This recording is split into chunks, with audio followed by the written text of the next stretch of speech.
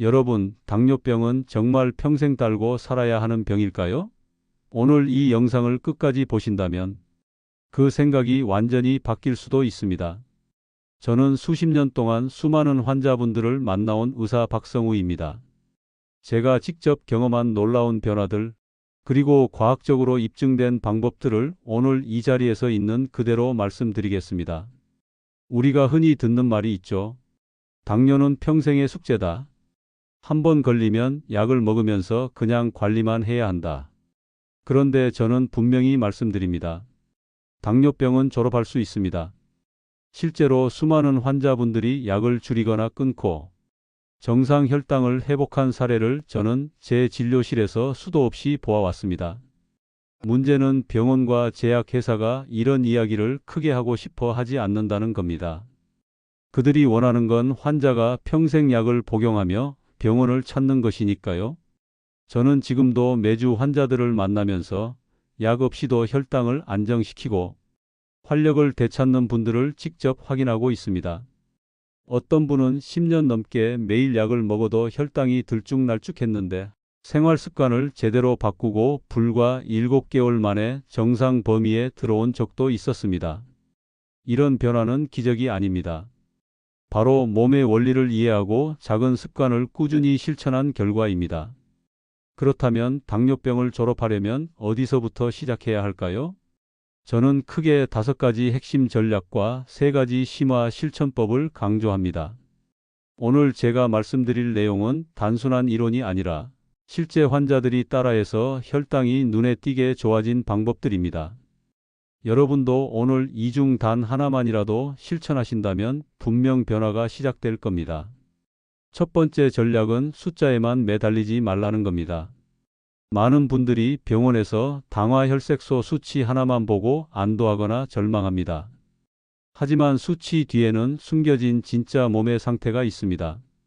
인슐린이 얼마나 잘 분비되는지, 세포가 인슐린에 얼마나 민감하게 반응하는지, 그리고 말초혈관이 얼마나 건강한지가 더 중요합니다. 실제로 한 환자분은 당화혈색소는 정상 범위였지만 늘 피곤하고 무기력했어요.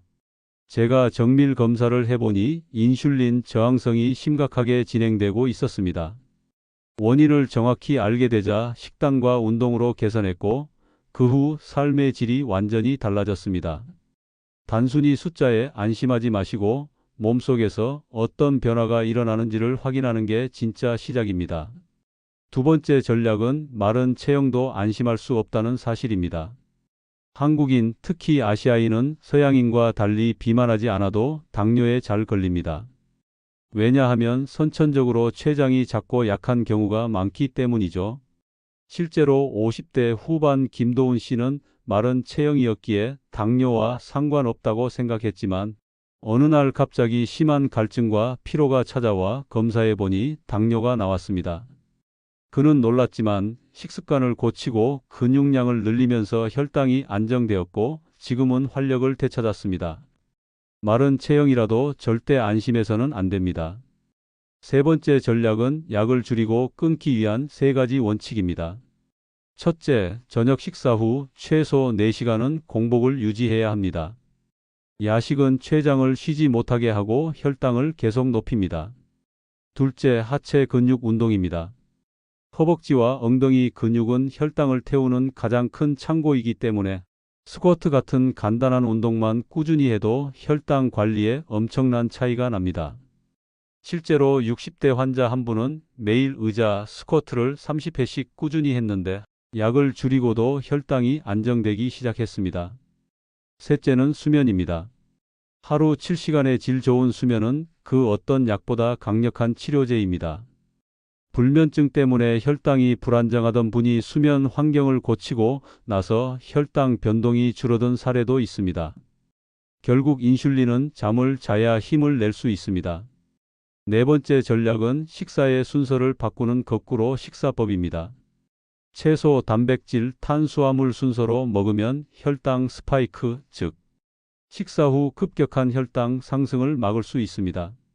실제로 밥을 먼저 먹던 환자가 이 방법을 실천한 후 불과 한 달 만에 식후 혈당이 뚝 떨어지고 식사 후 졸음과 피로가 사라졌습니다. 이 작은 변화 하나가 췌장을 보호하는 강력한 무기가 되는 겁니다. 다섯 번째 전략은 설탕과 밀가루를 완전히 끊는 겁니다. 아무리 좋은 음식을 챙겨 먹어도 빵과자라면 액상과당, 음료 같은 음식들을 계속 먹으면 혈당 조절은 불가능합니다.